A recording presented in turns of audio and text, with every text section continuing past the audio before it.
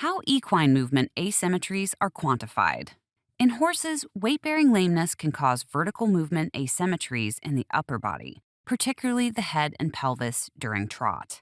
Sleip detects and quantifies these asymmetries after analyzing a video recorded through the app. Let's explore how. While you can evaluate the stride curves to evaluate the degree of asymmetry and which limb might be the painful one, it is a bit impractical. Sometimes the curves are large and the asymmetry is subtle and difficult to distinguish. For this reason, it's convenient to extract quantitative measures of the asymmetry. We call these asymmetry variables. Let's have a look at a movement pattern indicative of a right forelimb lameness. Movement asymmetry can be quantified using two key variables, impact and push-off, also known as min diff and max diff. These describe differences observed in the curve when comparing what happens in the left and the right steps of a trot stride. Intuitively, we can think about these variables in the following way. When experiencing pain, you want to avoid loading the lame limb. The way you achieve this is by not allowing yourself to fall down deeply on your painful limb, impact, or push off strongly from it.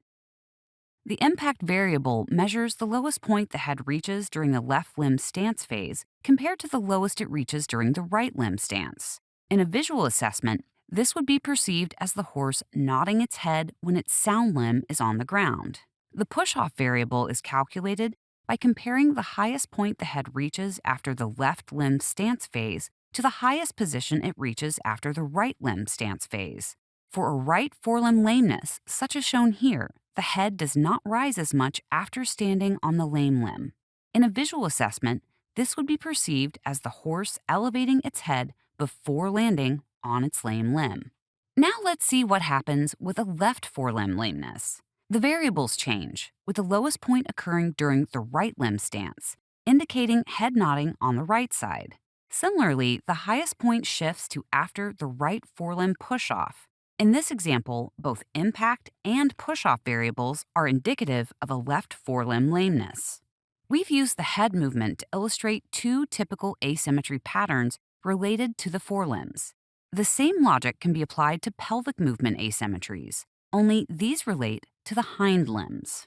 Head and pelvic asymmetries may not always point to the same limb, and it's important to evaluate the combined picture.